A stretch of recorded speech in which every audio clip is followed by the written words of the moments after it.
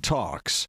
One of the court cases that we have committed to follow for you closely is one that, if you can believe this, I know our local audience is fully aware, but we have people that are watching around the world on YouTube. There is a murder case that has taken 10 years to get to this point where we can actually get the trial underway. It's Allison Feldman, 31 years old. She was really just kind of starting her life. She had moved here to the Valley. She'd bought a home in Scottsdale, in South Scottsdale. And then one day she was killed, violently, viciously killed back in February of the year 2015. Now, police say that her killer strangled her and beat her and then sexually assaulted her as well. So it's a case that we are, in fact, following for you on right here on our YouTube channel. I'm going to show you the QR code here in a few minutes so you'll know exactly how you can follow it. But it was already an emotional day in court yesterday. And so we asked Brian Webb. Now, Brian, you and Trenton are already covering this thing on an everyday basis. What were your takeaways from yesterday? The big bombshell, really, that I thought was the defense came out swinging and said, you've arrested the wrong guy. The guy who did it is a pharmacist, and mentioned this pharmacist guy's name repeatedly in court, even though he has not been charged with a crime. And they are just going right after this unknown guy who will assume will show up in court at some point, but just, you've got the wrong guy, and this is the guy, and mentioned his name over and over again. So I don't know what the rules are about slander in a court case like that, but you got to wonder. Okay, so I mean, reasonable doubt, that's an attorney's job, basically, is to create at least a little room for doubt in one juror's mind. One juror's mind, and he's setting up the argument along those lines. Clearly, he also is trying to, there were some, the prosecution came out with some showing that Ian Mitchum was close to the crime scene at the time, deposited some money in a bank. His car was spotted around there by police, and they all came up with some reasoning why that might be.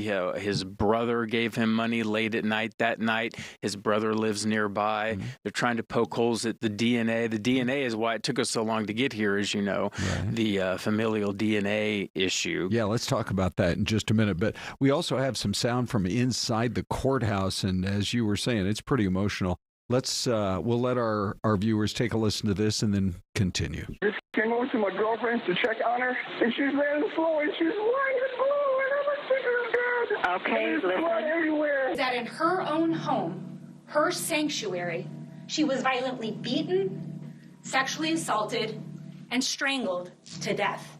Allison fought for her life until the point where she simply couldn't fight any longer. And then the only thing left was the bloody aftermath. DNA can tell you the who, but it cannot tell you the how or the when the DNA got there. Ian's innocent. Ian didn't kill Allison. Ian didn't sexually assault Allison. Ian didn't burglarize that house. Ian's never been there.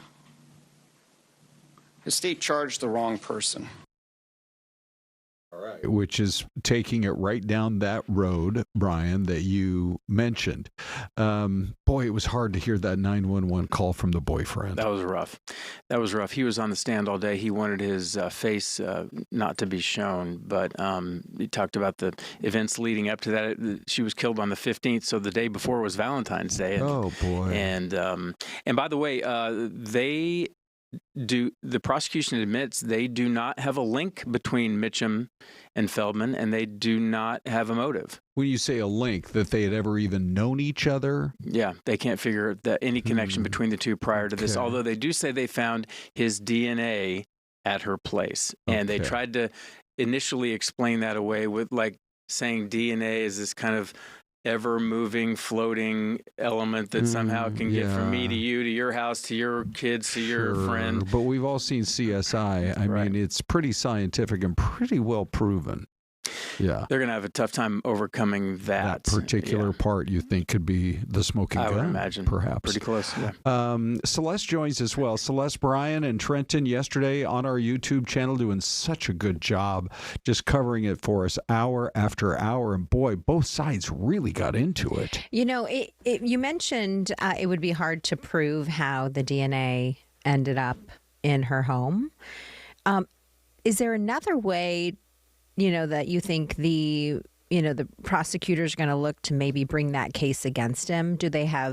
Were they out, that night before partying at the same bar or, anything like that? The only thing, there's a lot of circumstantial evidence that it looks like they're going to go with alongside the DNA about Mitchum. His car was spotted by, I think, 2 different officers that night. They take down the license plate if you're out late at night and you just seem to be roaming around. That happened. He deposited a lot of money twice that night, I believe, late at night. Interesting. At like a nearby ATM. A nearby type ATM. thing? Yep, exactly. Because this was in almost the far south part of Scottsdale, right? Just those last couple of miles before you get to Tempe. Pima and Thomas. Yeah. Yes. Okay. Yeah. So they have a lot of circumstantial evidence. They, Kinsey Beach, a great reporter, was inside the trial, and she said that his demeanor really struck her because when Ian Mitchum came in the courtroom, he's on trial. This is a death penalty case, by the way. He was laughing, joking, smiling, and trying to make eye contact with her father, which seems beyond the pale. Yeah. I wasn't in there. The jury's going to see all that, right? I mean, you're charged with the most serious crime there is, and you're laughing and you're smiling. Yeah. Is there a psychological evaluation that takes place as well, you'd think? They didn't bring that up, but you got to think so. And because these prosecutors don't want to leave. They don't want, how it is. They don't want any surprises. You think back to the OJ case and that stuff. You don't want to ask any question you don't know the answer to. You don't want any psychological thing to come up later that might trip up your case. The wild thing too is that it was so many years ago. It might have been maybe just on the beginning of the cusp of the Ring doorbell cameras or the Nest cameras. And you have to think, okay, well, if the cops found or noticed he was at an ATM nearby, or if he was driving by this intersection and we have notated his license plate, could they look at other cameras at like a CVS or a Walgreens, or there's a Bash's down the street, and see if is there video? Do we see his car? You've got to think that if they have it, it'll come up. They did not bring that up yesterday in opening statements. And I feel like even in the last 10 years, we have more cameras at more intersections, more abilities to kind of track people's movements. So we don't know whether they have anything like that in their back pocket. It seems like they think they have him in the area. Okay. His car, the 2 officers writing down his license plate. He was in an ATM making deposits late at night. Yeah. So that would, in theory, be on a camera. Those cameras have been around for a while. So those probably will pop up. Was there anything else regarding if the very first witness was the boyfriend? And you can see how you can listen and hear how shocked he was and how just overcome with grief. Anything else besides that tape? I mean, you were listening to some of the things he was saying on the stand. Any other takeaways? Well, I got this from Kinsey, just that he said very quickly in the beginning of the phone call, maybe this is from all of us watching CSI, but he said, I didn't do anything. A little bit on the defensive immediately. Right. I didn't do anything. Well, because a boyfriend or an ex-husband, those kinds of, they always look at that. Always the first one, yeah. Right, yeah. And most often the guilty one, right? But in this case, he immediately said, I didn't do anything. And then at one point, Kinsey told me that they said, stay on the phone. What's the address? I don't know. Stay on the phone with me. He did hang up. And then called back and gave the address.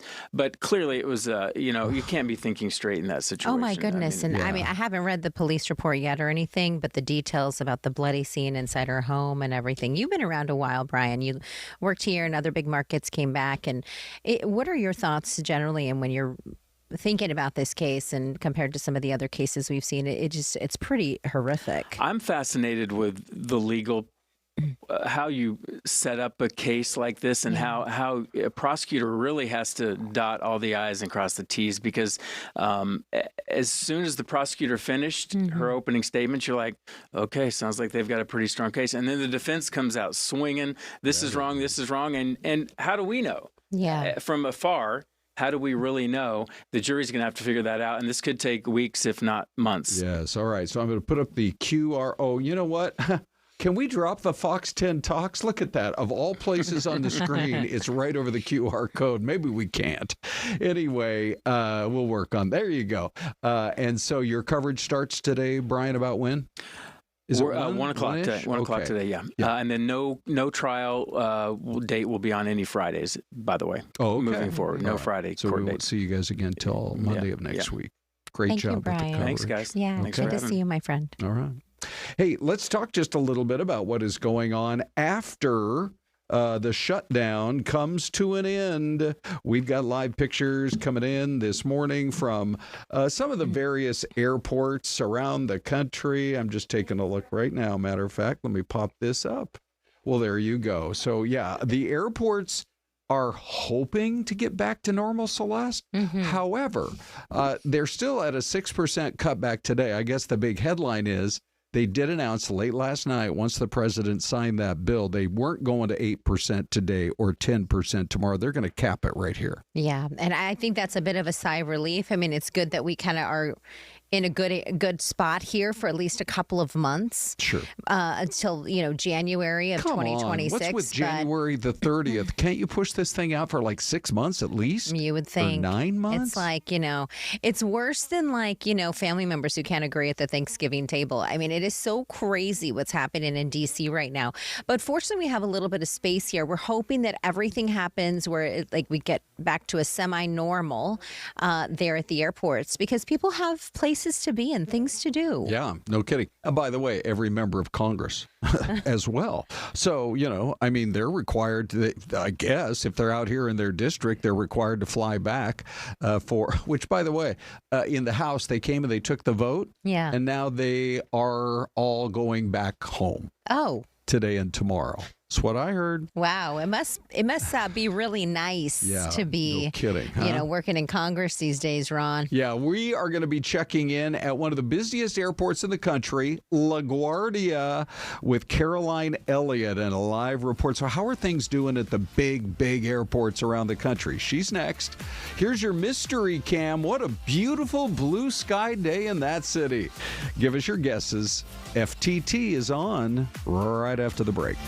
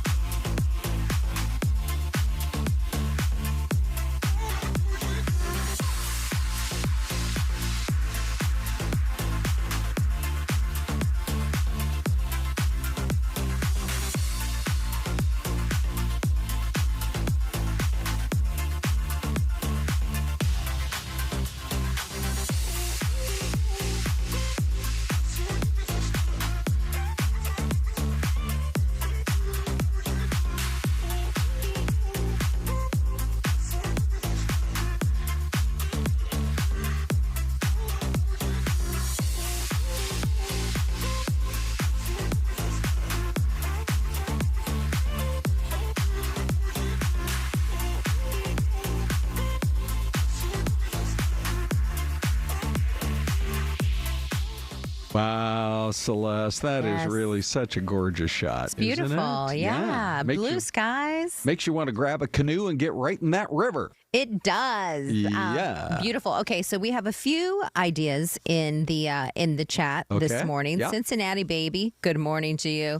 That's what Troy says. Cincinnati. Yeah. Ohio from Linda Monter. Pennsylvania, Louis Gonzalez. We also have a Kentucky from B. Miguel. I was going to go with him on this one. I'm going to go with Kentucky, but we have another Cincinnati from Sammy G. Sammy, it's good to hear from you. Yeah. And then a Thomas Brown says Ohio. Now, Celeste, I'm not going to disqualify myself, although maybe I should. Mm-hmm. The motel, not the 8-story tall motel The that white you one? see, the one to the left, the one that's like 3 stories tall. Okay. Yeah, I think it's if I remember, it's a Holiday Inn or a Holiday Inn did you Express. stay there? I stayed at that very motel. Oh, so you know what the answer Well, is. it's just. Oh, we know. Yeah, we know. We definitely know. But by the way, so what you're looking at right there is a mighty river. But I'm just saying, Celeste, if you stay on this side of the river, the rates are a lot lower than in the big city. Oh, okay. So this means this is on state. This is borders. The borders 2 states. Yes. Because you have taxes that are different in one state or the other. Sure. Oh, okay. Plus, so you're more in the burbs instead of right where all the restaurants are. so over what in the big about city. what's it? Kansas City and I'm gonna go. There's 2 states. What is the other state? Well, Kansas there's and it's Missouri. Kansas and Missouri. There's Yeah. a Kansas City on both sides. So you're I'm going gonna go. I'm gonna go. Yeah, Kansas City and or Missouri. or Missouri. Okay, and I'm going to go with everybody who's guessing Ohio, even though the camera is in Kentucky. Celeste, do you actually what do you show right there, or do you even have it written Oh my down? gosh, Edmonton, Alberta. Okay, now hold on. Oh my gosh. That's Cincy. Yeah. Well, maybe that's for later. I hope we didn't give away. Kelly couldn't change the camera.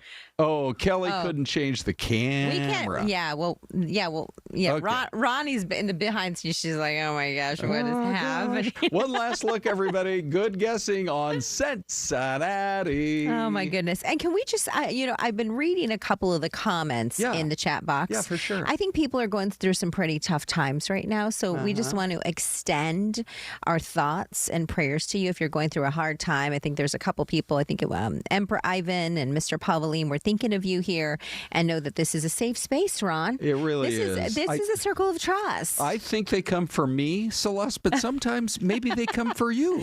I think they come for Big D. But I think they also, but there he is, everybody. But also, I think they come for the friendly chat. 'Cause Yes. it really is a safe space, and we love you guys. We love the chance we have to interact. Now, Celeste, Yes. I just could hardly believe that anybody could survive the crash that we're about to show our audience. It's This pretty happened. bad, yeah. I mean, you'll see, here's a kind of a wide shot of the intersection, right? You've seen pictures like that after a crash 1,000 times, but look at that. How can you even make out what that is? That is somebody's car. And there's the semi-truck that was also involved, and this is right there at about Arizona Avenue and Elliott. So it's kind of in that over in that shopping district in Chandler. But the semi and the car smashed into each other at about the midnight hour. Look at the debris that is left behind. And here's the amazing part. And we always say, people are, I talk about how people say, I don't watch the news. It's always bad. Well, in this particular case, everybody's going to live. And when you look at the front end damage of that vehicle right there, you say to yourself, how could somebody survive that? It's somebody survived this crash. We don't know the extent of their injuries. We don't know how badly they were hurt or if they miraculously were able to walk away. We just don't have those details. Yeah. All we know is that car right there had a driver in it. And someone is alive after a crash with an 18-wheeler. Just unbelievable. Wow. Okay, so it's awful that the crash had to happen, but we do like a story that, for the most part, seems like it's going to end up okay. Then there's the story, speaking of car crashes, look at that one. Boy, you hate to see that. That's an officer-involved car crash, and we now learn that a grand jury has indicted a police officer, City of Phoenix, that he was on duty Identity still not released. Not quite sure why that is, but obviously once it goes to court, then we'll know more. But the officer and a couple other people were hurt in the crash back in March, I-17 and Buckeye Road. Here's the reason he was charged. The officer was driving, I say he, but could have been a lady officer as well, was driving 50 miles an hour, not on the street, 50 miles an hour over the speed limit. So, if that was a 45 right there, that you would be talking about 95 miles an hour. Or if it's a 35, it's 85. Come on. Crazy. It is crazy. Yeah. Okay, so those are just a couple of the big local stories, and we always like to get you up to date on what's happening in the news. So, Celeste. Yes, Ron. I'm thinking what we should do now is go straight to Caroline Elliott. Let's do it. Should we do it? She, of course, one of the great Fox reporters. She is out there at LaGuardia Airport. And Caroline, the reason that hang on, I've got her on live. By the way, I think we lost the tower cam behind us. Oh, is that what it is? FYI. I know, it looks as dark as night. Okay, well, here's Caroline. You're at LaGuardia. This is the first day of the shutdown being over, but what are you seeing and what are you hearing? Yeah, well, I can tell you morale is a lot higher today than it has been. We were overhearing a conversation between TSA workers a little bit earlier today, and they were saying, hallelujah, we're going to get paid. So again, this is something that they've really been wanting for a while now. So morale a little bit higher, but unfortunately for full recovery, that's going to take some time. We know that, again, this could take a couple of days, possibly a little bit longer, and the timing could not be worse, really, because Thanksgiving is right around the corner, and that's already a time where airports are already crazy to begin with, and that's without a government shutdown and when they're typically fully staffed, and it's still crazy. So we are expecting maybe a little bit of a rocky start to the holiday season, but a lot of travelers are saying that they hope airports can recover quickly. It's kind of difficult to understand and know that my plane might get delayed one of the biggest holidays where you literally only get a week off. And for the last week, the FAA has been forcing airlines to cut back. And each day they would cancel or delay a certain percentage of their flights. Now, Transportation Secretary Sean Duffy says that's because air traffic control towers are already starting to see more workers show up again. And again, this is something that's really being praised with a lot of different airlines right now, because again, it's been a tough few weeks for airports. Also, I kind of feel like we keep hearing the phrase, pack your patience. But as you've talked to people, would you say, Caroline, that they're leaning more toward, I just got to put up with it, I'll eventually get where, or I've heard some people who are really upset, and they say the whole situation for the last several days at most big airports could have been handled a lot better. What was your take on just the general feel? I will say, I don't think people are packing their patience anymore. And I think it's justified. Okay, this has been going on for some time now. We know earlier this week, there were 11,000 cancellations in just one day. I mean, this is truly, truly a really difficult situation for travelers. So pack your patience. They're beyond that. At this point, I can't really blame them. Caroline, are you finding that some people are just changing their travel plans and speaking with some of the passengers in airports? Or are you finding maybe that they are calling ahead, or are they okay with waiting with some of these long delays?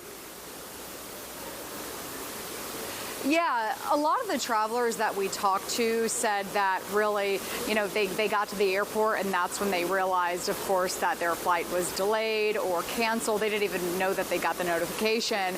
I would say, though, I will just say a personal note. I travel quite a bit for my job, and what I've been doing is trying to take that first flight out every single morning. So that 6 a.m. flight, which is pretty brutal, but when there's so many cancellations happening, you can try to get on that next flight. So there's a little pro tip. Oh, look at you with the life hack, Caroline. No thank Catch you. that 5 a.m. flight. One last question, Caroline. Here's my celebrity sighting story from LaGuardia. This is how long ago it was I was at LaGuardia. Do you remember this name, you guys, from the world of politics? A New Yorker who was just being picked up. She was standing out on the curb at one time, thought maybe she could be the next vice president, Geraldine Ferraro. Oh, wow. I saw her at LaGuardia, but that tells you it's been many years. I heard they just recently, in the last year or two, finished up a complete redo of that airport? Yes, and from what I heard, it took some time, but it looks absolutely fantastic right now. So no complaints here. They did a good job.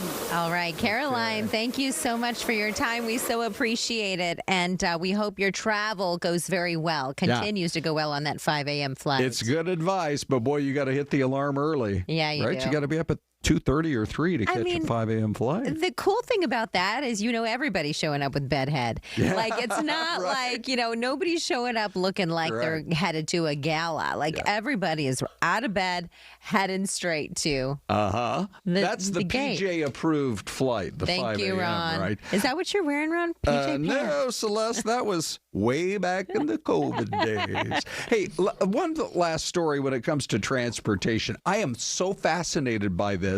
Waymo is officially hitting the freeways. So you've seen them around town, maybe driving up around 7th Avenue or down Camelback or Indian School or over by the airport. Well, they have just announced that 3 major cities, San Francisco area, L.A., and Phoenix, they are now A-OK to get them out on the freeways, which only makes sense because sometimes it's going to be a heck of a lot easier to get across town on a freeway than going through like 38 stoplights.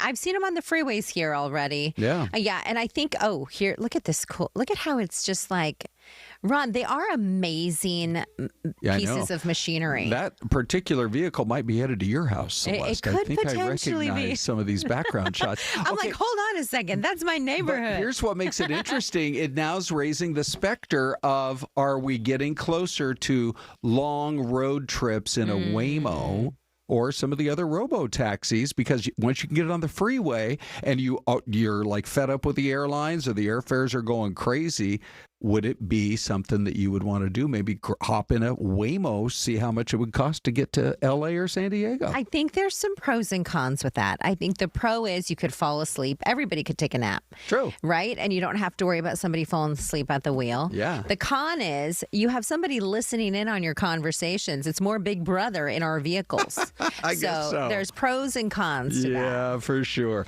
Hey, we have a great guest coming up next. It's the superintendent of the schools in the state of Arizona, Tom Horne himself, joins us after the break.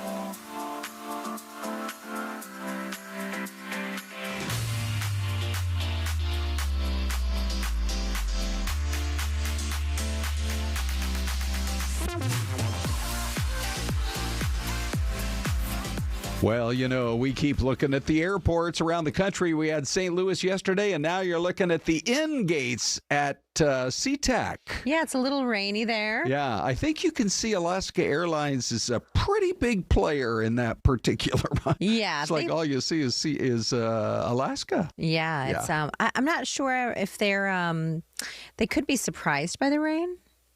Right. But no, probably not. They do get surprised when it snows. Yeah. I was flying in there once, meeting my mom and dad, and they flew Alaska, and they had all kinds of problems with the snow. No. I landed with Delta Airlines just fine. Oh, yeah. I have no idea why. Ladies and gentlemen, we welcome for the first time here to the Fox 10 Talk streaming studio on YouTube and many other places, the Superintendent of Public Instruction, Tom Horne. Thanks for joining us. It's a privilege to be with you, and I'm happy to come back anytime you want me. Well, that's great. He said that before the interview, Ron. Oh, Tom, we're going to hold it to you, Tom. Yeah. Well, only one of us has a master's degree. Is it in education, Celeste? Or what? Public policy. Public policy. So this is the brain you're going to want to be dealing with today. Yeah. Hey, let's talk about the state of Arizona schools. Are you satisfied, not satisfied with kind of where the grade levels are and the scoring that we're seeing? And if you're not, what kind of a plan do you have to make it better? Okay. The answer is I'm not. The reason I ran for office again, because I was superintendent from 2003 to 2011, and then I was attorney general, and I decided to run again in 2022. And a bunch of friends came over and says, "Tom, you're crazy. You make a lot more, multiples more money as a lawyer, and you were attorney general. You're going backwards." And I said, "No, the big problems in the schools. That's what I absolutely have to work on.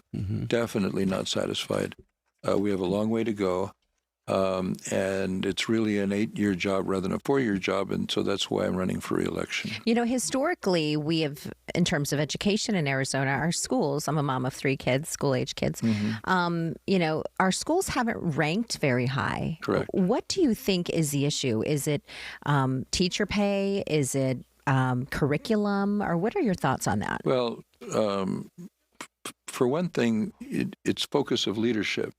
So the people that, between the 2 times I was superintendent, the other superintendents, their focus tended to be on other things rather than academics. My focus is on academics.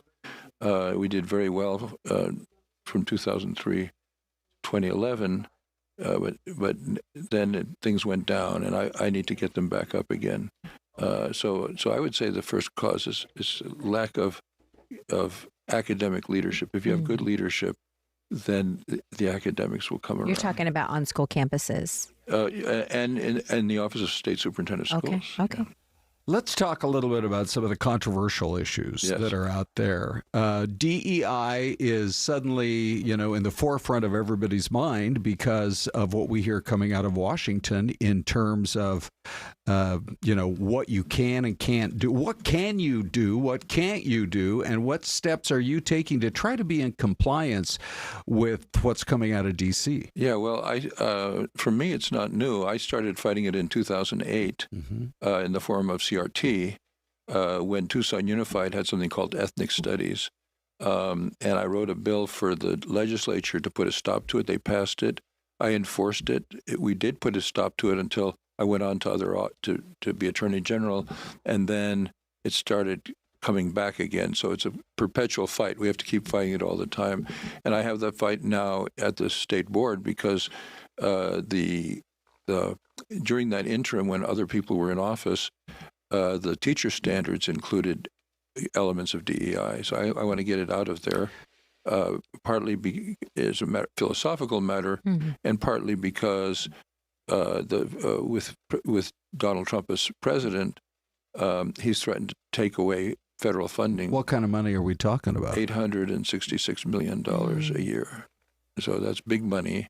It would be a catastrophe for our state. And how do they judge whether or not you're in compliance? Well, they have said they will cut off funding for individual schools or districts that have it.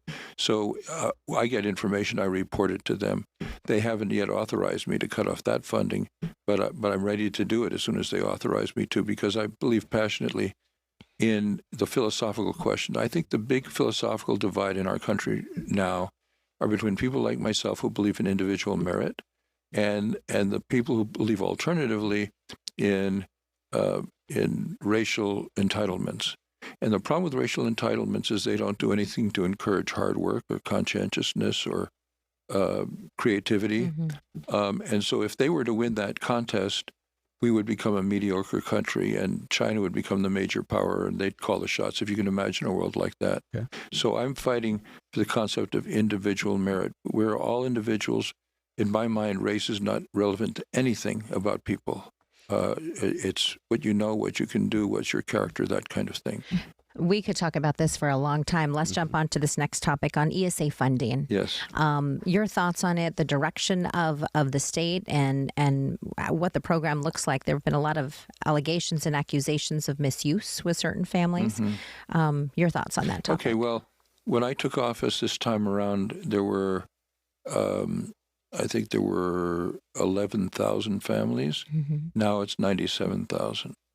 So it's grown a lot in the 2.5 years that I've been there. But the governor is not a fan.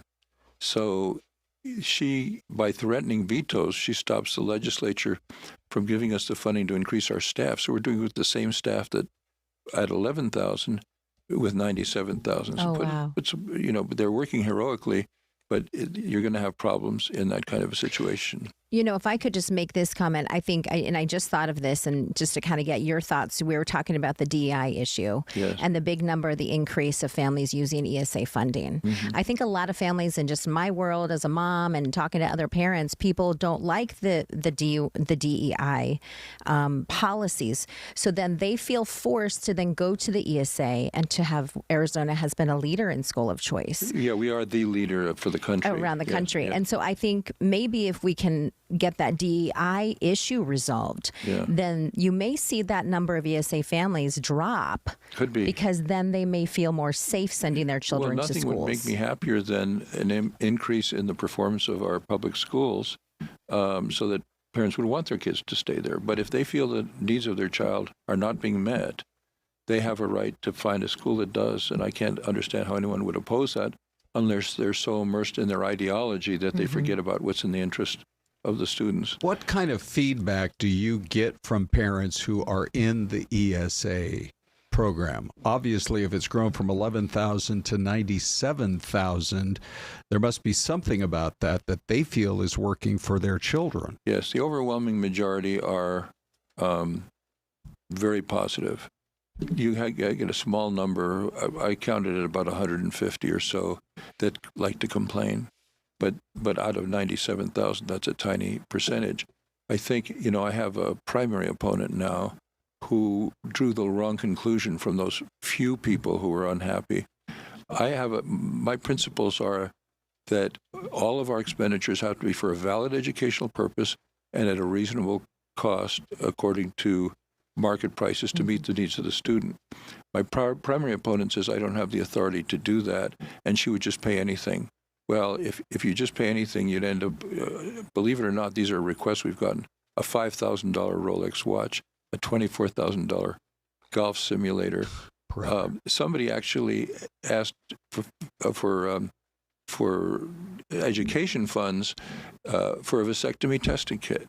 So I think if you had a superintendent who was willing to pay anything, it would be a mess. And so I'm fighting to keep not only the program growing and vibrant and useful, but reasonable, legal, because otherwise we could lose the program. All right, so let's talk about school closures. It has been one of the big stories that we have talked about. And by the way, you look at it, you've gone from 11,000 students to 97,000 that are now moving their kids somewhere, either homeschooling or going to a charter school or a private school, et cetera. 80%. What is happening in our public schools, and is there more that could be done to prevent actual closures of schools? Well, first of all, let me just go back for a second, because you asked me what am I doing to help increase the academics in the public schools. Right. And the answer is I have 15 initiatives all directed at helping the schools do better academically. So I'm working very hard on it. I'm personally involved in every one of the 15 initiatives, and if there's time, I can tell you about some of them. But we have 2 minutes till the commercial, so we don't have a lot of time. But go ahead. But to specifically answer the question that you asked me, which was school closures. School closures, yeah. School closures are nothing new. I spent 24 years on a school board, and we had closures because some neighborhoods grow older and there are less kids, and so we would close schools because you want 100% use of your schools. If you're only using like 80%, you're wasting money because there's fixed costs of a school. And so I paid a political price for it, but I thought it was the only responsible thing to do. Now, we also have a problem, I think, of left-wing school boards that instead of emphasizing academics, they emphasize things like social emotional learning or DEI, that kind of thing. And some parents don't want that for their kids. So I think if the school boards would focus on academics, many less kids would be leaving the schools. It's almost like the issue of immigration in a way. I feel like that's so multifaceted. You have aging neighborhoods where people don't have school-age children anymore, like in areas of Mesa and Kyrene. And so those families are staying, and then obviously they don't have children to send to those schools. But Kyrene is a good example of a left-wing school board where parents are leaving because they don't want to subject their kids to that. Okay, I wonder if you could stick around after the break. We've got just a couple of more minutes here. Let's see. We've got about a minute and a half left. What's happening with the issue of trans athletes in sports in Arizona? Okay, so I'm fighting that in court to keep boys out of girls' sports. You see news stories about girls that worked hard to make the team or get a scholarship or even go to the Olympics, and then they have to compete against a male who has natural advantages, and they're devastated. Their dreams are shattered by an unfair situation. We had a law preventing it in Arizona, but two big New York law firms sued to call that law unconstitutional. The Attorney General refused to defend our law, which is she doesn't know what her duties are. She's supposed to be doing that. So I'm defending with education funds. I'm one of 4 defendants that was named as a state superintendent, and the other 3 conceded. So I'm the only one fighting this in court. But I'll take it to the U.S. Supreme Court if necessary. We are determined not to have boys in our girls' sports. Okay, time for that break. Take a look here. That's some kind. Are you a fisherman at all? I mean, would you like fly fishing in that river right there in Wyoming? It looks very beautiful, isn't it? It is. All right, we're going to stick around with the superintendent right after the break.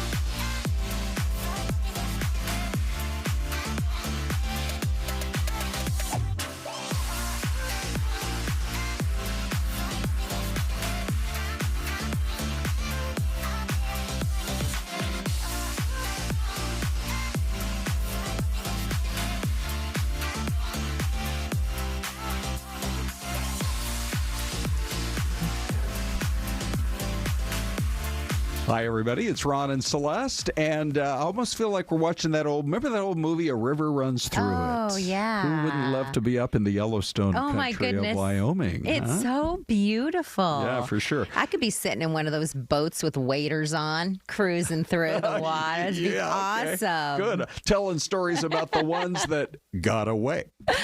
So we have the superintendent here. It's Tom Horne. A couple, three additional issues, and then we'll let you go. What about, so you laid out your thinking on trans athletes. What about those young people who have transitioned? Say it is a male who has transitioned to a female. What about them? Can they still participate in boys' sports if they were born biologically as a male? Do you have a policy on that? Well, you have to understand we're a local control state. So I can't set the policy. I can argue in court for it, and I can try to influence them. But it's up to the school boards, the local school boards. So that's why it's so important to elect academically oriented school board members rather than left-wing ideological school board members. But even with the younger kids, boys have an advantage over the girls, because that's my case is about that. It's young kids. You're saying your case, if it goes all the way to the Supreme Court? Yes. Well, I'm fighting it currently in the lower courts, right. And they chose to have young kids to try to break through on this issue, but the fact is, any elementary school gym teacher, anyone who's seen kids on the playground knows, even with young kids, boys have an advantage over girls with athletics. What are your thoughts on creating, and I've read this in some of the, stories around the country and the world, in fact, creating a separate group entirely, like you have girls sports, boys sports, and then maybe you have transgender sports or transgender clubs where those children can then join. Or you could have if you have mixed teams, that's okay if the mixed teams are playing against mixed teams. Yeah. But for the individual athletes, it's been devastating for girls to have to compete against boys, and I think it's terribly unjust. I've been against it for many years. Just wanted to ask before we let you go about school safety. I know efforts have been made. You even see it in the construction of newer schools to try to create a safer environment, a more secure environment. But what's being done in terms of the time that you've had in office or that you have planned for the future to just ensure the safety of our kids when they're in school? I've been pushing very hard to get police into the schools. When I took office this time around in 2023, there were 190. I've gotten up to 565. Wow. So, because I think our first obligation is to be sure the kids are safe. There are no massacres in police stations because the police can defend themselves, and we owe it to our kids and the teachers and staff to defend them, so that they're not subject to some maniac coming in and killing. That was one of the questions that Sweet Pea had. We have a very active chat on YouTube, and they're asking questions. One of them was about school safety. I recall during COVID here in the Valley of the Phoenix metro area, that was one of the times, obviously, they cut the police from schools because school wasn't in session. When you talk about recruiting those for schools and protecting them and adding officers to campuses, we're already trying to boost the number, I think, of police on our regular streets. How do you work on also boosting the number of police on school campuses? Well, we had a problem because we would fund a school. The Department of Education pays. It doesn't cost the schools anything. All they have to do is ask. Everyone who's asked has gotten a policeman. But then they might be funded, but they may have trouble because the local police department can't. So we got a bill. We sponsored a bill in the legislature, and it got passed to enable retired police officers to work in the schools, because they have all the skills necessary to do that. And we give a lot of training. We use very highly skilled trainers. We have the best training in the country because it takes special skills to be able to defend kids if a maniac comes in to kill them. Well, we appreciate your time today. Thank you for staying over.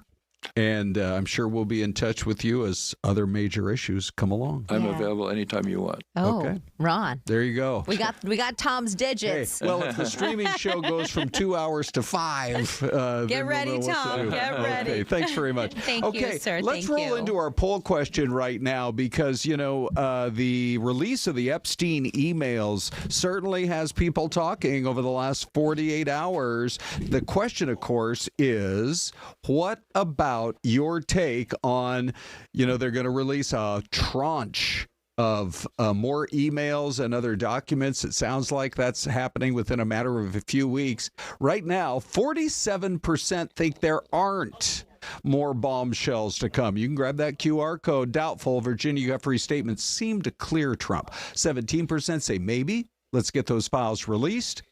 36% say I think so. After all, Epstein once said he could, quote, take him down. All right, let's take a look at those same poll numbers with that same question and see how folks on YouTube are voting here today. So 944 votes as of this time. Just about an hour ago, we posted this as well. Yep. Doubtful Virginia Guthries statements seem to clear Trump, 21%. 17% say maybe, let's get all the files released. And 62% say I think so. Epstein once said he could take him down. One of the thoughts that have popped up online as well is, the Democrats, I know a lot of them are signing off on this, but we did have a Democrat president who had the power to release these before the files. So why didn't Biden do it? I had somebody. I was reading some of the national chatter on this and listening to some podcasts, and people were like, "Okay, well, if the Dems wanted to do it so bad, why didn't they do it under Biden? Why is it now such a big it's kind of deal?" Interesting, yeah. Because he had the power to do it. Right, you got to wonder about that. Hey, for the fans of Dave on the Dave Cam, Big D, hold your horses. He'll be coming up in the 11 o'clock hour because we've got Christian Halstead standing by, ready to go, patiently waiting for the last 5 or 6 minutes. Christian, you are a case study in how to build a following online. That's right, everybody. He's Christian Halstead. Look at that handsome face popping up on our screens. Christian. Tell us about what you do online and how it has attracted just a massive following. Hold on 1 second. We want to make sure that we get your audio. Let's see if you want to. There you go. I'm sorry. Okay. Take it away. Number one about Zoom. Always make sure you're unmuted. Yeah. But yeah, I run the Both Sides News accounts, which every day I wake up. You guys are in the news industry as well, so you guys do the same thing, and you look at what's in the news, and I try to give people the best arguments from both sides. So if you go on Both Sides News, you'll see that I play two characters, conservative Cal and liberal Lenny, as you see right there, and I have them arguing back and forth. And the goal is, because so much news today is one-sided, it seems like everyone's picked a side nowadays. And as someone who, most people, they just want the facts. They want to hear the best arguments from both sides. And that's what I try to do. I try to give you truly the best conservative argument and the best liberal argument for every news story every day. That's what Both Sides News tries to do. So how did this whole endeavor begin? Yeah, so that's a great question. I'm pretty young. I'm 24 years old. I graduated college in 2024. I was a psychology degree. So if you know about psychology, it's either you're going to grad school or you're going to have to figure something else out. But in college, I actually started a trivia account, and I started a social media trivia account. And that was what I did going out of college. And I actually built a trivia board game, Drunk on Trivia. And that was my job. And then, so I was kind of familiar with the content creator space. But then the way Both Sides News started, and this is a true story, I was actually, like most people, usually before I go to bed, I am scrolling through social media. There was one night, though, where I left my phone outside my room. And I don't know why. It was just like an impulse. I was tired of my phone. I left it outside my room. And that night, I was just sitting there with my thoughts, trying to fall asleep. And I was bored. And usually when you're bored, what do? You scroll on social media. I didn't have that. I was by myself. No phone, which is odd in today's world. And there's something interesting that happens when you let yourself be bored. And the idea just came to me, Both Sides News. I was like, this needs to exist. So I jumped out on my bed and wrote down Both Sides News on a piece of paper and went to bed. And then I woke up the next morning and I did the first ever Both Sides News video, which was on tariffs. And that video got 2 million views. And I'm like, awesome, this is going to be a thing now. So Why do you think that first one connected so well with people? You know, we're in such polarized times, and it's actually kind of crazy. You turn on, you know, CNN or Fox News, and it seems like you're watching the Bears versus Packers. You know, it seems like you're watching the Cardinals versus the 49ers. Like, it seems like they're on opposite sides, when at the end of the day, all us people want is just like results. Like, we don't really care.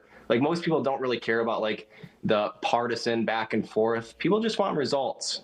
So I think it was kind of a shift in like the way most people do politics, where everyone picks a side and I'm a Republican, I'm a Democrat, which I think most people think is kind of foolish, or at least I kind of do. You know, I think that politics is very complicated.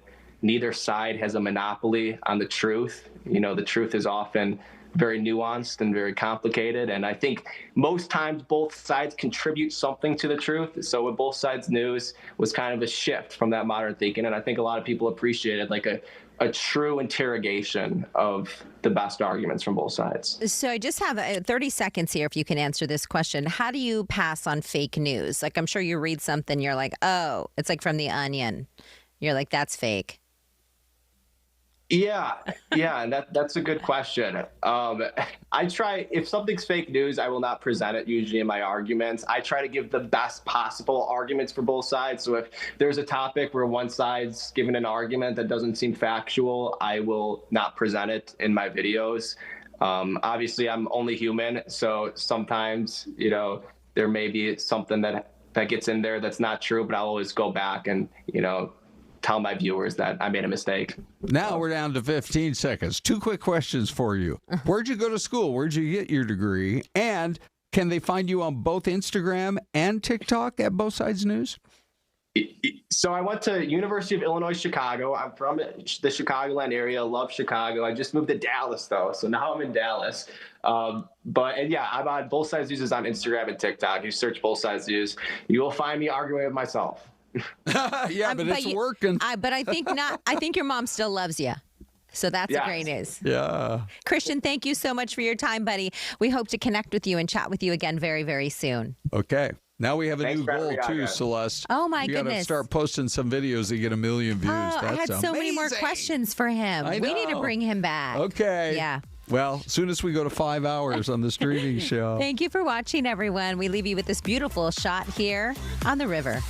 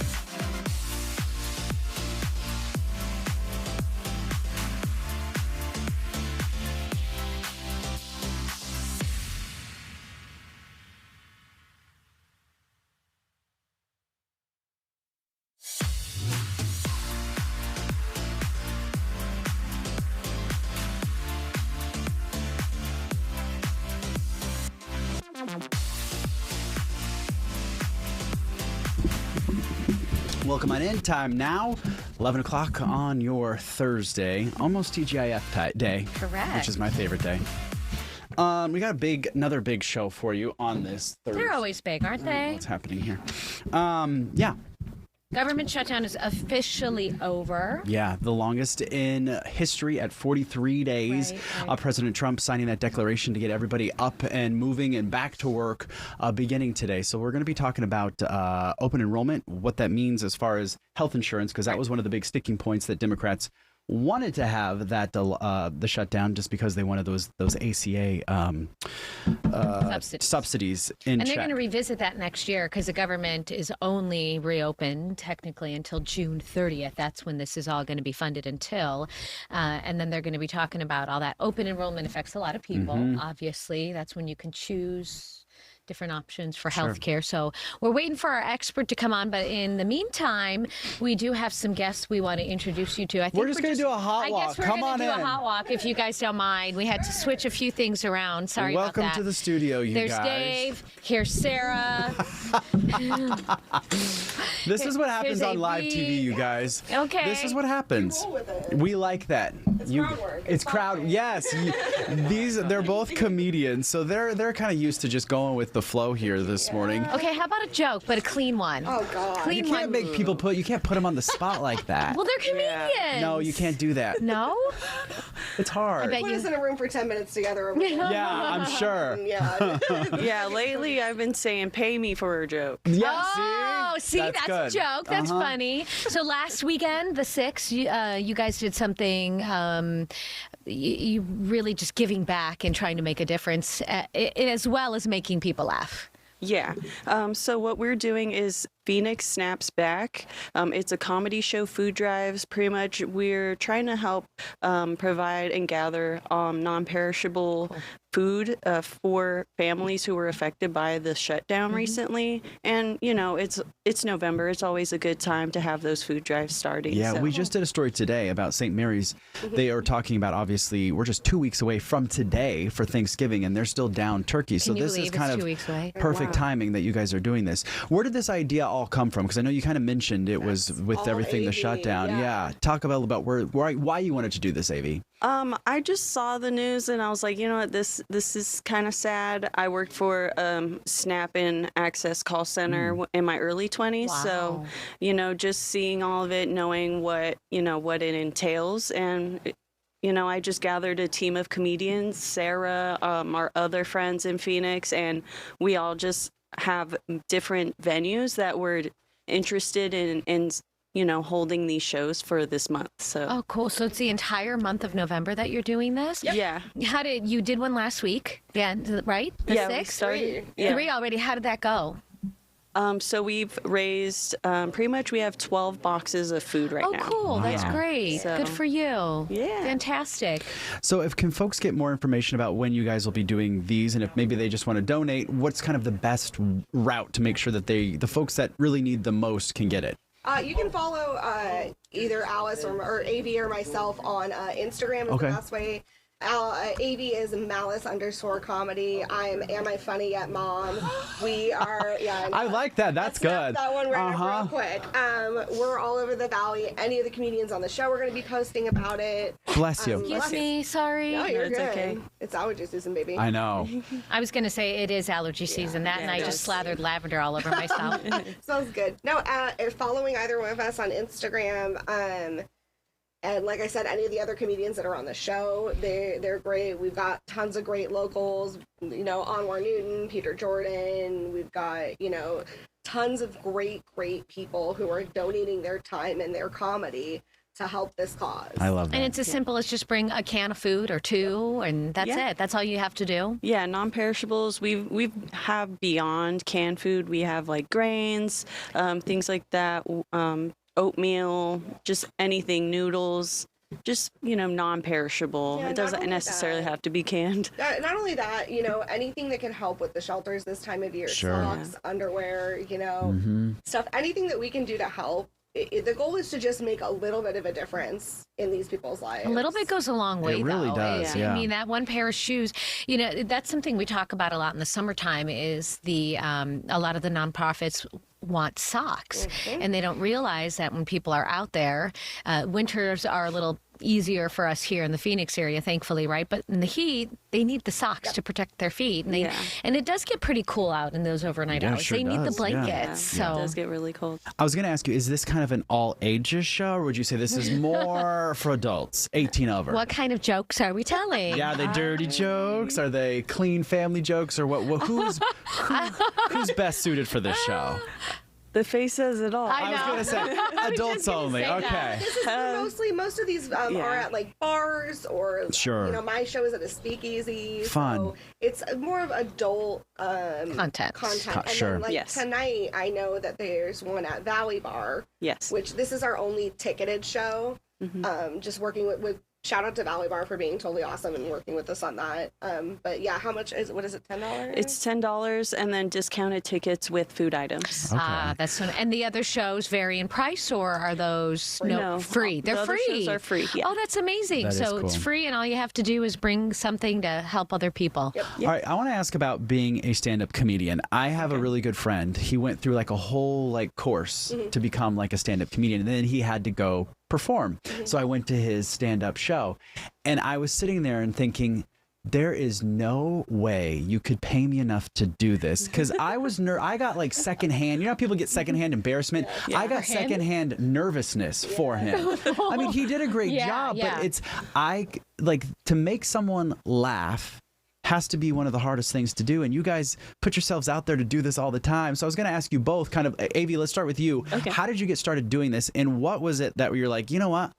I'm funny. I can make people laugh. I want to do this. I actually was asked this question the other day by a coworker. I saw a Chris Tucker special, and it was after he came back and everything, and I was like, man, this kind of sucks. I think I could do it too. Don't tell Chris Tucker. I love Chris Tucker. So you know he's watching. Yeah. I hope he's watching. Arizona. Hey, you never know. You never know. Hey, You really don't don't out knock here. Fox 10 Talks until you try Who was it. watching the comedian? This was years ago. Joe Dirt. Oh yeah. He watched and tweeted the about. blonde guy. You know who? He took a screenshot of us. Wow. And tweeted it out because it was me and then Marcy. David Spade. David Yes, thank you. Thank you. We had another blonde reporter, and he made a joke about like the blondes on Fox 10 or something. But I mean, he was legit watching the newscast. You could tell he So took. you never know who's watching. No, You really don't. no. See, Chris. he's coming for you. He's coming What for about you, Sarah? I actually, my best friend is a local comedian, Chase Harder, super funny guy, super great, gonna be huge one day. And follow him now before he gets huge. We worked together at the Phoenix Zoo during Zoo Lights, and he was like, come to my comedy show, and I was like, absolutely. I went to his comedy show. We became really good friends, and then I sat for 9 months at open mics listening to people do comedy, and I was like, wow, I'm a lot funnier Than these people. Yeah, you could do You this. know what? It turns out that I was right about most of them. So sometimes I think I'm funny when we're having a conversation, and I'll like deliver some one-liners, or like Ty's the same way. We'll be in the meeting and everyone just kind of throw things out.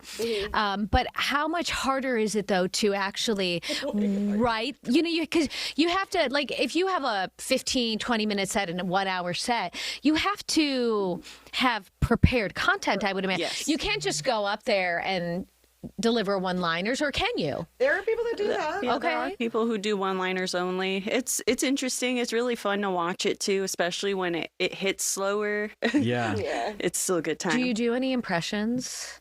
Not No. on purpose. By accident. Yeah. for By sure. accident. I can impersonate my mom, but she too watches, and I Not gonna do it? No, Christmas is coming. She's on her way. You don't want to get put on the No, yeah. No. Well, you guys, thank you so much for coming in. It's been fun. And one more time, where folks can get all the information about your shows. Yeah, follow us. I'm Am I Funny Yet Mom on Instagram. AV is. I'm AV Reyna Comedy on Instagram. Yeah, and then I've also have avreyna.com. All right. So, yeah, All the shows will be on there, so people she got her own .com. Hey. Okay. Well, you Thank thank you so much for Come back, coming in. come That was back fun. with some material. Okay. Yeah, come back anytime. God, you sound like my family. Come back. We want you to perform Come back for when us. you have a job. Have a Thank you great guys. day. Thank you so Happy much. Thanksgiving. Happy Thanksgiving. Okay, now another hot walk. There we go. Bye, ladies. Thank you. Oh, God. That was awesome. Yeah, good job. All right, so our next guest. Open enrollment? We're talking about open enrollment. We've got Dr. Kathy Hempstead. Let me see if I can grab her. Hi, There Doctor. she is. How Good are morning. you? Hello. Hi. So, for those who are watching and may not know, what is open enrollment? Well, right now it's open enrollment for the Affordable Care Act, which is the individual market, aka Obamacare. Sometimes it started November 1st and it goes until January 15th. But if you want to get your coverage to start in 2026 on January 1st, you need to pick a plan by December 15th. And it's also open enrollment for Medicare, just FYI. All right, so, I mean, we are doing that here at work, and I went through just to kind of review everything. It's confusing. So how do you know, and I've heard from some people that, you know, their jobs that HR doesn't help you because they don't want to pick for you or influence you. So how are you supposed to get good info on what you should be doing and how? Well, that sort of depends where you are. In a lot of employer contexts, you don't really have a choice, but sometimes you'll get a choice between sort of the higher deductible plan and the lower deductible plan. And it's a trade-off between, you know, whether you want to pay higher monthly premiums and pay less when you go get care or vice versa. And there's no right answer. I mean, some people kind of can anticipate maybe that they're going to be maybe going to get elective surgery or something like that. That's a reason to choose a plan that has higher actuarial value, so higher premiums, lower cost sharing, because you know you're going to be using the care. If not, you might go the other way. But it's you know, there's no one answer for everybody. And in the Affordable Care Act, the individual market is kind of the same. There are plans that have they're called different metals. Gold, silver, bronze are the three main ones. There's also platinum, actually, which is above gold. And the coverage is exactly the same. Like the services that they cover, the drugs they cover, the doctors in the network, it's all exactly the same. But what's different is how you're financing it, whether you want to spend more every month and then spend less when you go see care or vice versa. And again, you know, there's no right answer, but one of the things that's going on this year is that the plans in the Affordable Care Act market are getting more expensive because one of the tax credits that really helped make them more affordable is expiring at the end of the year. So there are going to be some people that are going to be looking at this really I'm sorry hard. to interrupt. We have to take a mandatory 2-minute break. Oh, it's already there. We'll be right back with you. Sure. Thank you.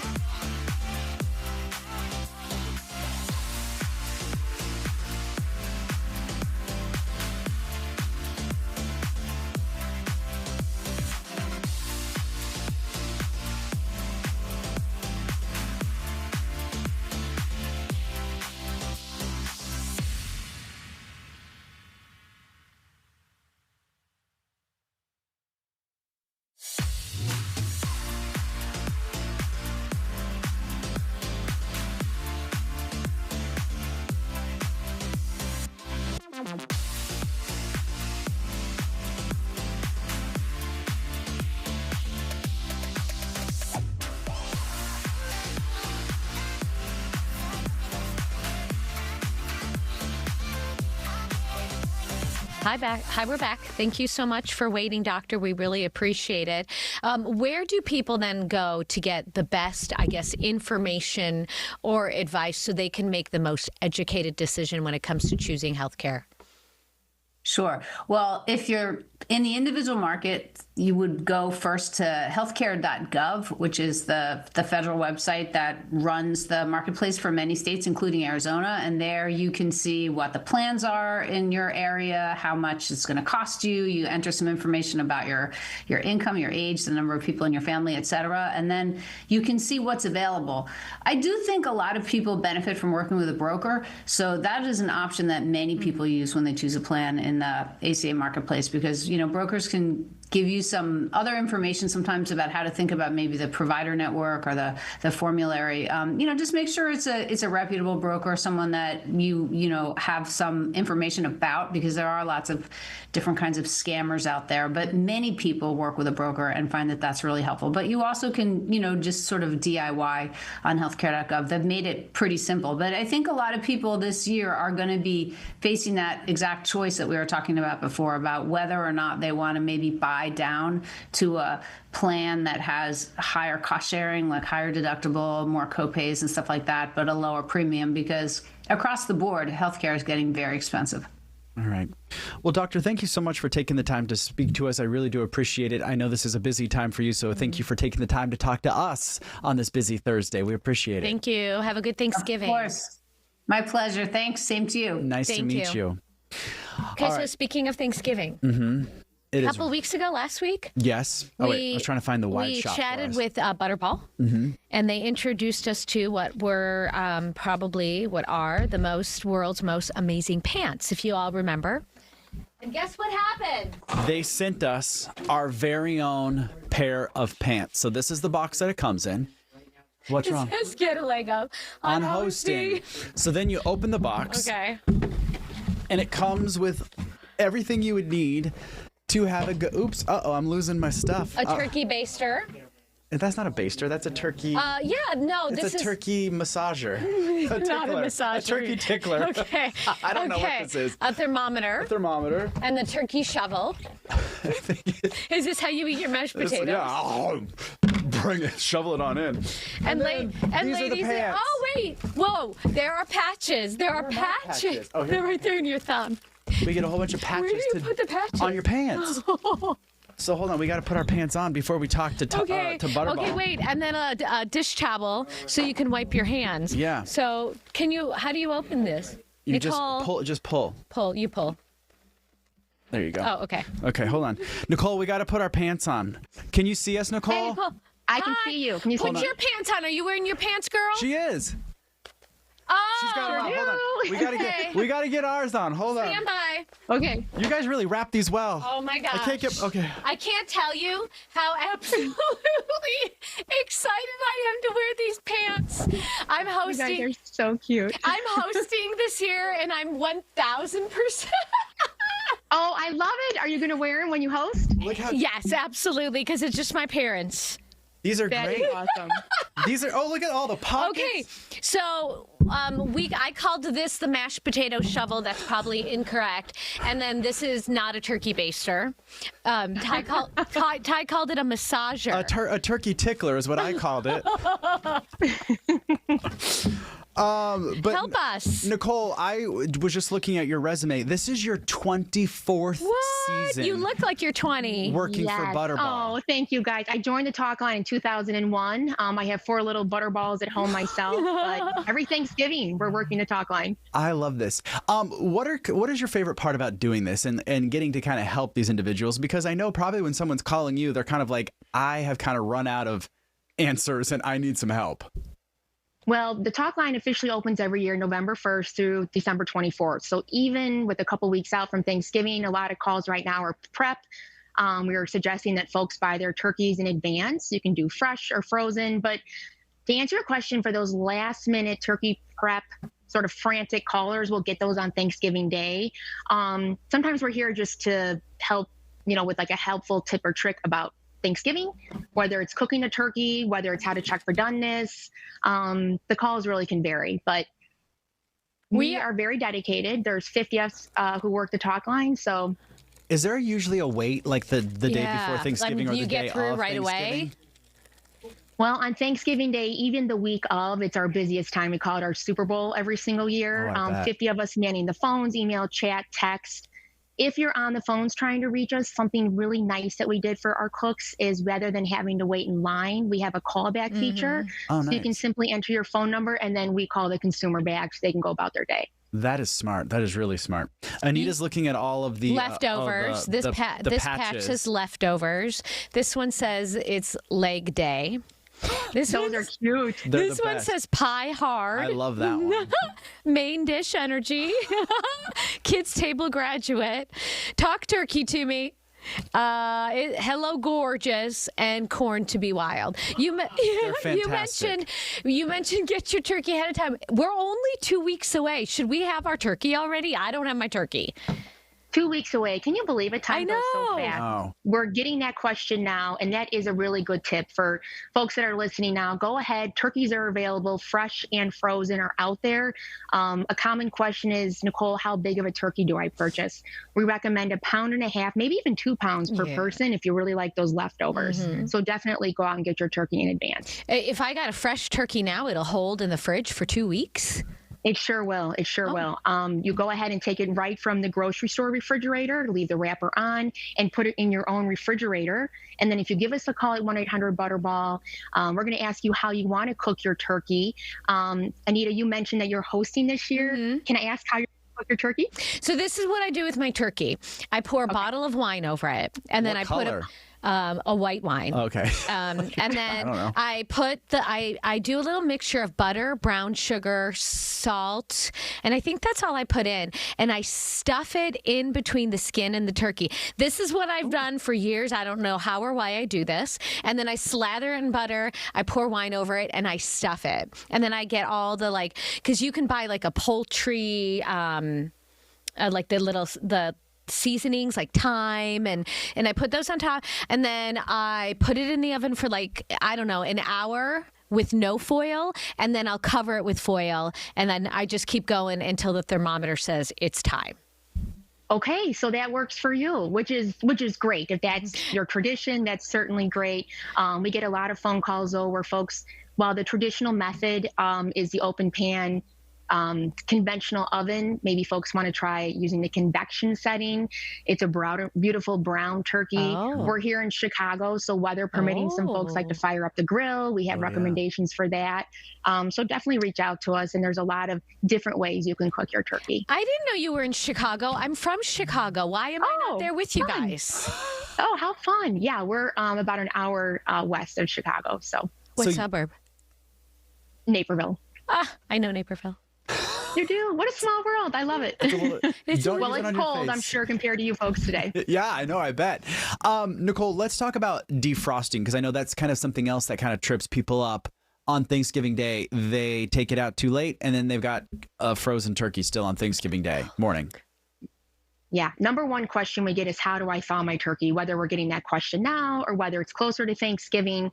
And you want to remember, it takes a good number of days to thaw your turkey. It's 24 hours for every 4 pounds of turkey meat to thaw in your fridge. So a 20-pound turkey is going to take a good 5 days to thaw in your refrigerator. But let's say you don't have refrigeration space, and or you purchase your turkey even a couple days before Thanksgiving, you don't have that number of days. The other safe and acceptable way to thaw your turkey is the cold water bath method. It's a much faster method. It's a half hour per pound. So that 20-pound turkey would take 10 hours in that cold water bath method. How did you become a turkey expert? I mean, you said there's 50 of you, so this must be a really difficult, rigorous process. Audition process. Do you have to make a turkey for them? Our team is awesome. We all have a food background. I myself was finishing up graduate school, and one of my teachers actually gave me a word of mouth recommendation. That was 20 plus years ago. Currently, we have over 50 men and women manning the phones, and the background is little bit different for each folk. We have registered dietitians, we have some food scientists, we have some more culinary type related fields, because this is a seasonal position for us. We're open November, we close in December, but outside of the talk line, a lot of us also have full-time jobs. But we all give up our Thanksgiving week. We dedicate Thanksgiving Day to answer those phones, email, chat, and text. Some do an 8, 9, some do even a 10-hour shift on Thanksgiving Day, which is pretty cool, right? That is pretty cool. It's so nice. We have a live chat here going, and one of our viewers, Linda, said, we just bought our Butterball turkey yesterday. Oh, great. Yeah. Fantastic. Good to hear, Linda. Let me ask you this question, Nicole. Do you have to buy a Butterball in order to call the Butterball Turkey Hotline? Oh, that is that's a trick question. Well, but I have the answer. So I have gotten that before. Somebody will call and say, I don't have a Butterball turkey. Can you still help me? And we always preface it with, well, we're the experts on the Butterball turkeys, right? But we can certainly try to help them. Sometimes it will be a question about, how do I know when my turkey is done? And then we can just talk about using that meat thermometer. Sometimes it's just about different recipes.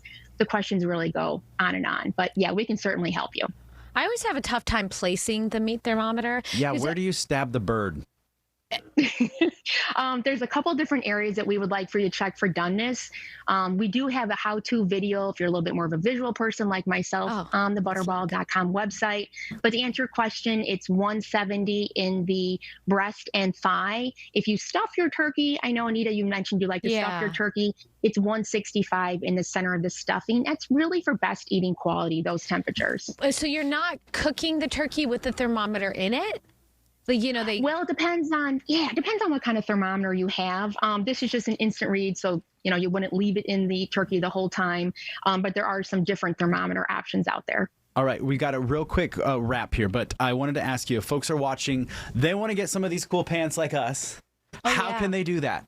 They have pockets. Oh, I'm so glad you asked. Aren't these fun? I hope you can see I'm wearing them as well. They're so much fun with the different patches, the different areas to hold your kitchen utensils. So Butterball is really giving hosts that leg up this year. We partnered with Headley and Bennett. But to answer your question, they can actually get those pants for free while supplies last.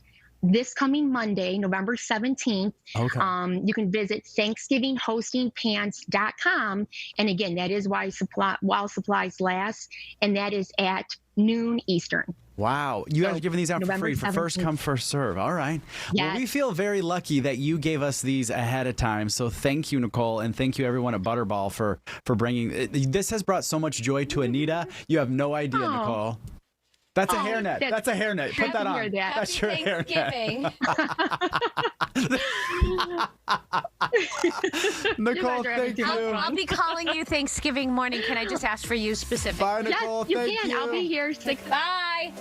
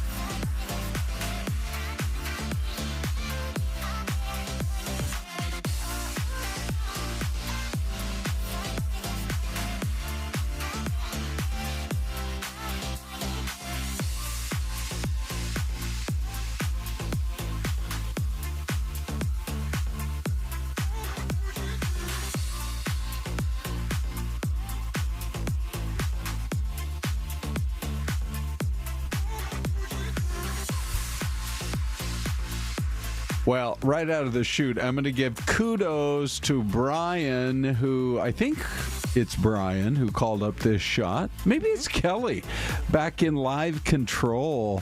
We got Kelly Laws on the cam this week. And you're looking live at a really beautiful day in downtown Phoenix. So you're looking out over the convention center.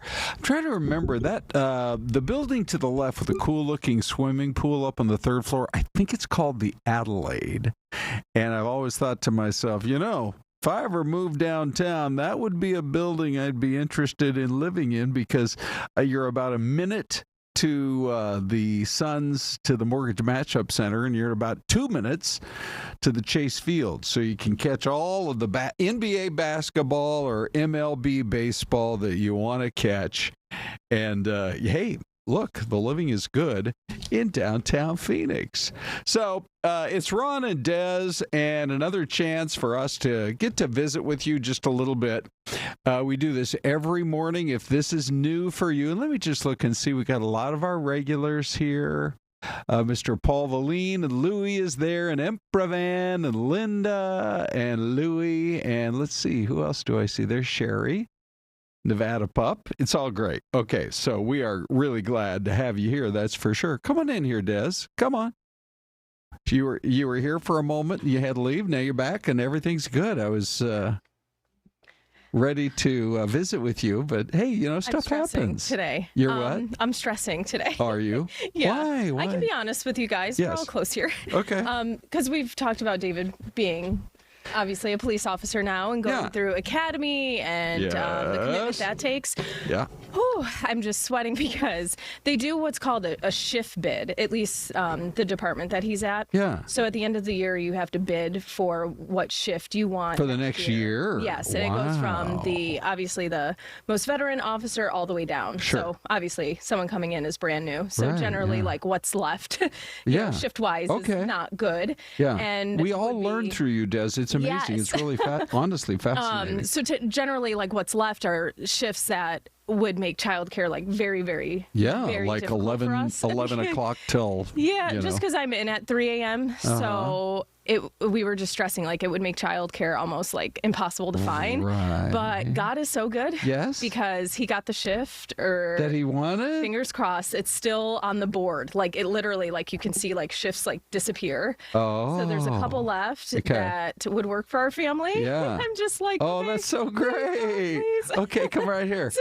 so he goes, he goes, I need to talk with you on this. Like what, this is what's left. What shift do you want me to go for? And I'm like, go for that, please. Oh, so Des, I'm sorry, you guys. No, I'm so glad. But it's a big, kind of like it would be life-changing. You know what we could have done is you could have just taken the phone call and we could have let the chat decide. The play-by-play. But it's wild. They have like a live spreadsheet. Wow, exciting. Like you see shifts like disappear. So. Oh, it's wild. Wow. I'm learning so much about this process. And I don't know if every department does it that way. Yeah, it seems stressful, that's for sure. Oh, yeah, I'm sweating a little. But no, you're doing great.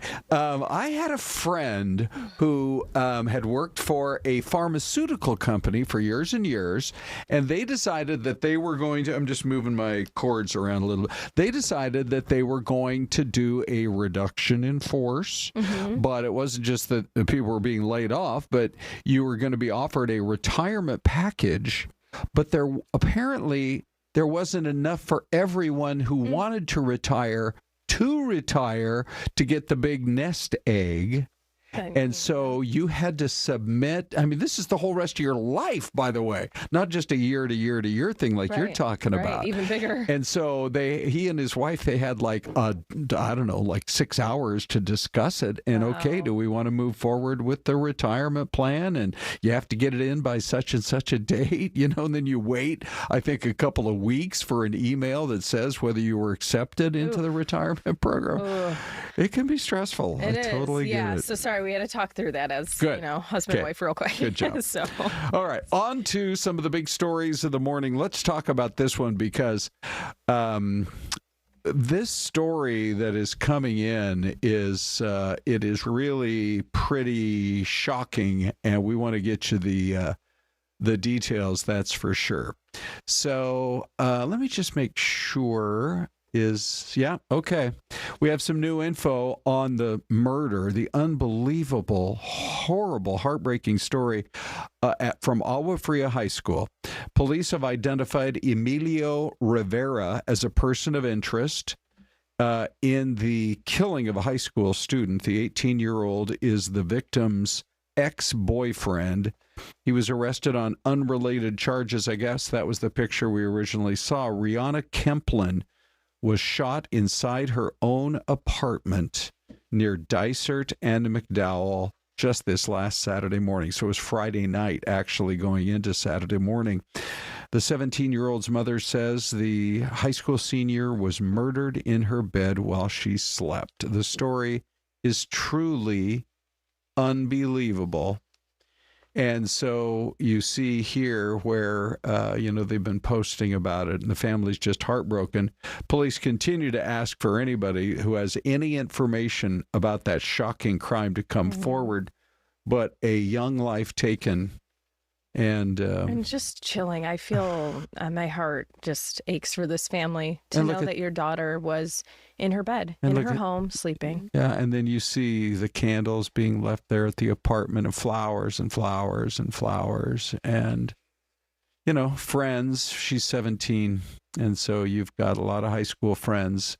Here we are, maybe 5-6 months from graduation, who are dealing with this. And, it impacts everybody's life for the rest of their lives. Right. And I'm, hoping, obviously, we learn more as this case unfolds. But as you mentioned, they can't elaborate on the charges that Rivera was arrested on. But there's, a very strategic way that they pinpoint a suspect and do their job, and they're going to do it diligently to find what happened to her. Yeah. Who did that? No doubt there's going to be a lot of detective work. And by the way, just to point out again, innocent until proven guilty, but Emilio Rivera is just considered at this point a person of interest in the case. That's as far as they've gone.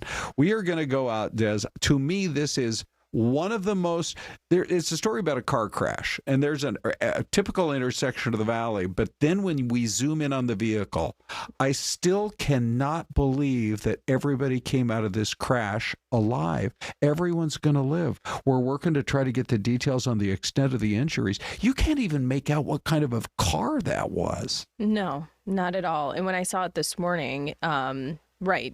We've seen how many crashes, Ron, that look like this, that do not have happy endings. But to hear that, we certainly hope that this individual, especially in that vehicle, that smaller, is it even maybe a small SUV? Like you mentioned, it's really hard to tell what it is. Looked like obviously, maybe a one of those. semi-driver, probably a little more protected. But it's a miracle. If that driver makes it out okay. Whoever survived that, it's a miracle. Okay, we are so excited to bring Cheryl Schmidt onto our show today. You might not have even known about this, but there's something called the Veterans Hall of Fame here in Arizona, and she is a recent inductee.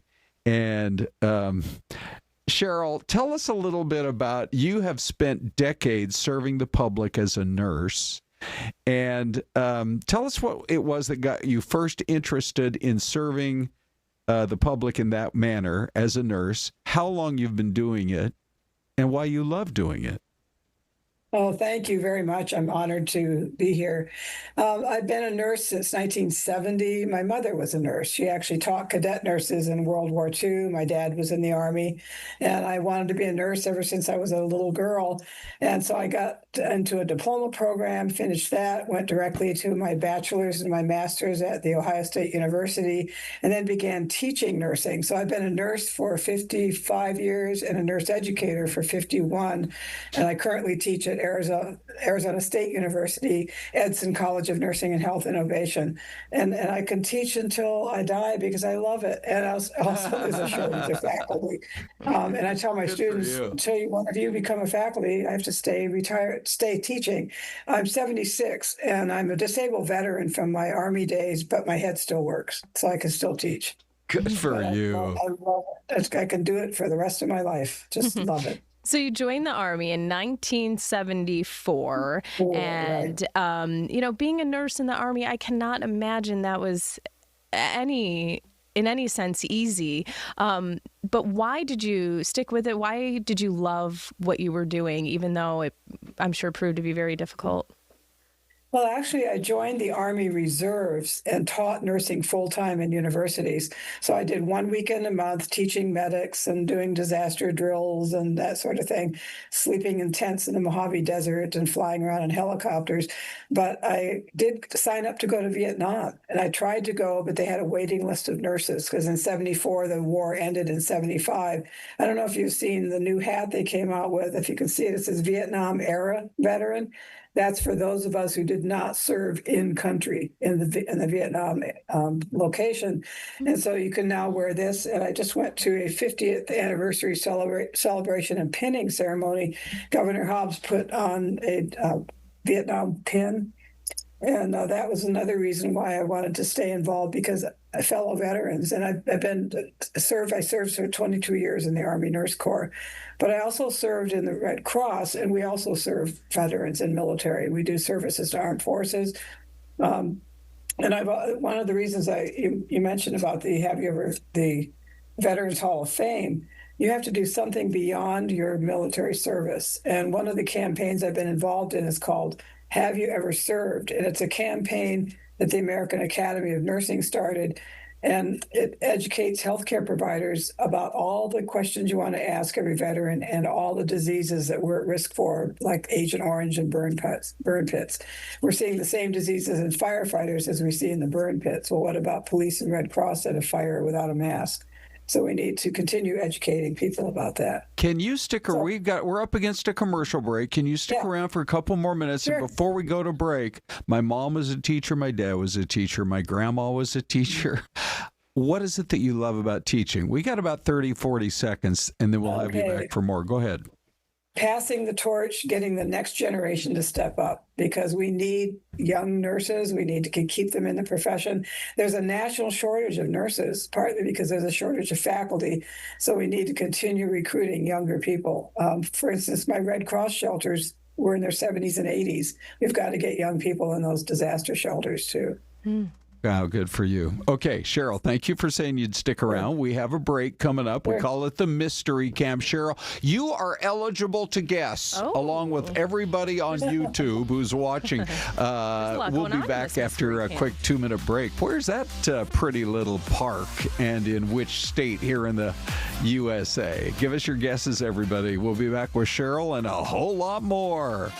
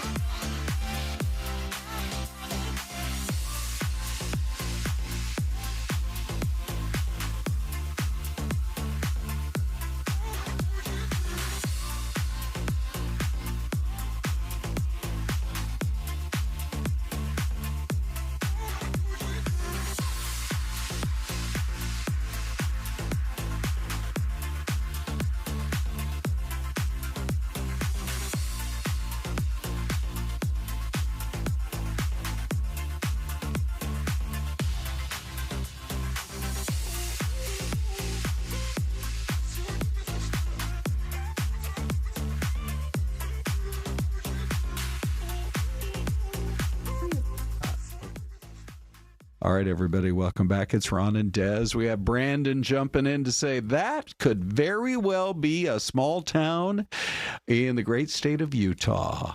And so, by the way, we're seeing all kinds of really cool comments from you guys, where Linda's saying things like, so thanks so much for your service. That's to Cheryl, who sticks with us for the rest of the interview. We'll wrap up in just a minute or so. But if anybody has another guess. Now, Cheryl, you've traveled this great nation of ours. Can you see that on your screen? Any guesses where this might be? You don't have to say the city, just a state. Yeah, well, I've lived in 5 states: North Dakota, Michigan, Ohio, Arkansas, and now here. Wow. And it looks further north because you don't see a lot of green on those trees, but I really can't tell. Yeah. I see a cannon over there, and so to me it looks kind of Civil War era with the cannon. So I was originally going to go New England, but I think I'm going to drop down and go more like I don't know, like a Kentucky or somewhere that's still not too far south. Des, you got any guesses? Mr. Paul Valine's going Colorado, and Louie's got in Arkansas. Really? Yeah. Oh, I'm going to go Iowa. Okay. Oh, wow. Okay. So we got an Iowa and a Kentucky. And Cheryl, what did you decide you wanted to go with? Since I lived in Arkansas for 21 years, I vote Arkansas. There you go. Okay. And here comes the answer, ladies and gentlemen. And it is, oh, man. What do you got? Punxsutawney, Pennsylvania. Seriously? Oh, my gosh. Punxsutawney Really? Phil. Yeah, right? Let's go back and look one more time. Oh, that's cool. Well, you know, Corey, you were all off. our weatherman, Corey, he's from Pennsylvania, and he says that whole part, going from there all the way to State College, or Happy Valley, as they call it there, Penn State, is really beautiful with the hill country. Okay, couple more minutes. We asked Cheryl to stick around. So what exactly did you learn about the Veterans Hall of Fame? And did you learn any more about it? Other people that have been inducted? It seems like something we should all be learning a lot more about. Right. As I said, I've lived in 5 states. This is the only state that I've ever been aware that they even had a Hall of Fame. And as I said, you also have to do beyond your military service. That's why that's one of those campaigns. Yeah. And it was such an honor to be recognized as a veteran. And there were only 15 of us inducted this year. I think there are a little over 500 total in the state of Arizona out of about 500,000 veterans that live in this area in this state. And so I think we need to continue thinking about other veterans who've served. I just happen to be one of those 500. And this, is, by the way, is the actual medallion that was put around my neck by Governor Hobbs. Let's take a look. Wow. Oh, that is super cool. What'd your family think about all this? Well, my husband is a proud veteran spouse. He wasn't a veteran. He got actually drafted in Vietnam, but they had that first lottery by birthday, so he never got to go. But he's always been very supportive. He's a retired surgeon, and he supported me my entire career in nursing. This is the pin. Actually, this over here is the actual pin that you can wear when you're not wearing this big medallion. But I think Arizona is especially supportive of veterans. I've noticed that. I teach at ASU, and we have the Pat Tillman Center. We're helping to create veteran-centric health clinics, basically, because not everybody will talk about PTSD or sexual trauma or brain injuries, that sort of thing, to just anybody. So you have to have a safe place to talk about those issues. And so we have that. We've got very supportive communities about veteran support. And that's what's impressing me so much. Well, so it seems like you're complementing the services and some of the programs in the state. Just really quickly before we let you go, given that we just had Veterans Day and you're a veteran ourselves, what can all of us do to just in our daily lives to show that we really appreciate your service? Does it thank you? When we see you wearing that amazing hat, or does that really go the mile it needs to go? I think so. I know sometimes you see these commercials about thank you for your service. People say, oh, thanks. That's fine. But if you actually show your thanks by doing things extra, by opening a door for a veteran that's using a walker, I use a walker to get around, by buying breakfast at a fast food restaurant if you see somebody who's a veteran. So basically doing things above and beyond just saying thanks for your service. Because I think a lot of the homeless veterans that I see don't want to live in a shelter because they are used to being out and free. And actually, Arizona is building, I believe, a tent city, and the mayor of Glendale is building a military housing area in Glendale. I'm on the mayor's military mission in Glendale, and they're actually building housing. And so we do things like stand downs. And so doing actual activities to support veterans is much more useful than just saying thanks for your service. Well, all right, there you have it. You are an inspiration, Absolutely, Cheryl. and congratulations, Cheryl. Thank you very much. Thank you. Our honor to have you on Fox 10 Talks today. Thanks very much. Okay, that was a great question, too. So not just thanks for your service, but a little act of kindness will go a really long way. And that was really good to know, right? Yep. What does it take getting a veteran a cup of coffee? If, you see them in line, wherever. Yeah, that was really nice to hear that from her. I was just thinking, since she was a nurse and her husband was a doctor, we should have asked about your appendicitis, Des. How long ago probably did you saw some of that? Now, Marvin Harrison Jr. is out, but it's not like he tweaked his knee or his thigh or something like that. Not a football injury. He has an appendicitis he's got to get taken care of. What was your story? I had appendicitis when I was in 7th grade. Ooh, so just to fast forward the story, I was just like super sick for a couple days. Okay. Passed out, cold. On my kitchen floor. You did? Yep. My parents because the pain was so great? Yeah, I was in pain for like a couple days, really sick. We didn't know what was wrong. Right. Stomach ache, went to the doctor, couldn't find anything. And then one day I passed out in the kitchen, and my parents rushed me to the hospital. And scan after scan, and that's when they discovered I had appendicitis. So my appendix then even ruptured. So it basically explodes insides, and I had to get surgery, remove it. They kind of had to clean me out. So I know the struggle from appendicitis. Yeah. Okay. Well, Marvin Harrison Jr., he's the superstar who's still waiting for a breakout season. He didn't really have it last year. He hasn't had it so much this year. It'll come, you hope, because he was a superstar at Ohio State. But he's out. Missing Sunday's game against the 49ers. Hopefully he'll be back with the team real soon. By the way, that game is Sunday on Fox 10. But everything has changed too. He may have had like laparoscopic surgery too to fix his appendicitis. Okay. Which I did not have like way back when. Right. So maybe his recovery too is much shorter than we all anticipate. But Okay. We're waiting to learn more. I've just been told we have Nick available. Nick, this is the world famous Nick of Nick's Thoughts. And Nick, it's a sharing space. When did you have your own appendicitis, or did you? I actually did. I had it back in 2nd grade, and really? I did not have it as a, like, I forget the term you said. Was it laparoscopic? Laparoscopic, yeah. Yeah, mine was not that type of appendicitis either. They cut me open. So hopefully Marvin Harrison Jr.'s surgery is a lot quicker to recover, because he's finally getting the reps he's needed in order to actually have that production as a wide receiver. Okay, so you are a football fan. Are you a Cardinal fan, or who's your team? So I am an Eagles fan. And I grew up in Philadelphia, so I'm not a bandwagon. They won the Super Bowl fan. Right. Yeah. Yep. That's the only kind of fan. My team is the Washington Huskies. They went 0-12 one year, and I still went up for most of the games. So Eagles Nation, though, that's definitely diehard fans for sure. Nick, okay, so I feel like our whole show, we do this 2-hour streaming show on YouTube now, and people watch it from all around the world. I feel like the whole show has been oriented toward learning from the success that people are having online. Introduce yourself to our audience and tell us why you think what you're doing is connecting. Absolutely. Well, pleasure to meet everyone. My name's Nick. I am a political opinion and commentator. It's not the only videos I make. I kind of cover whatever I want to talk about. And I think the reason maybe I'm connecting is I've always been a talker, someone who doesn't shut up all the time. And that has presented the ability for me to just go out and talk about a subject without having to edit it into 5-second clips in order to get my thoughts out. And always been able to just explain things in a way that seems relatively simple for people to understand. And I think that's what's gravitated some people towards me. Okay, so we're playing one of your videos, or 3 different videos. It's good. I mean, you talk politics, you talk sports. Are those kind of the 2 main areas that you focus on?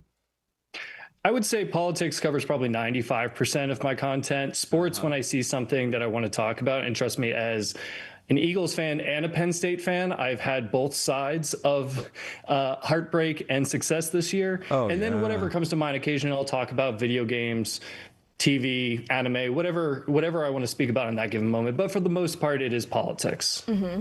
I'm curious, before everything took off for you on social, what was your 9 to 5, Nick? Like, was there a pivot? What were you doing before social? I am still working my 9 to 5. Social media has not become the full-time position yet, and I don't know if it will for a long time. I feel like there has to be a certain threshold of revenue generated for me to then quit my job, especially after getting my bachelor's and MBA. I feel like there was a lot of investment into making sure I still had that career coming out of that. But it's when I have moments in my day or the evening, that's when I'll generate and make my content so that I still can do my full-time job. Okay. Oh, so this really is a passion for you. And I was curious of that because we're seeing a lot of the modern day influencers, so to speak, kind of leaving, their careers to the wayside to do this. I totally understand the feeling a lot of creators have diving in full time. I've only been doing this for 9 months at this point, so I haven't felt that urge to just leave corporate America yet. But I understand the drive and passion there. If I see a point, like a tipping point, where I can fully dive into just social media content creation and still be able to afford living. Sure. Right. There will be that point. Well, potentially at one point. Yeah, we're up to a minute left here, so a couple of quick questions. How can people find you? Are you on both TikTok and Instagram? And B, what's your next post going to be about?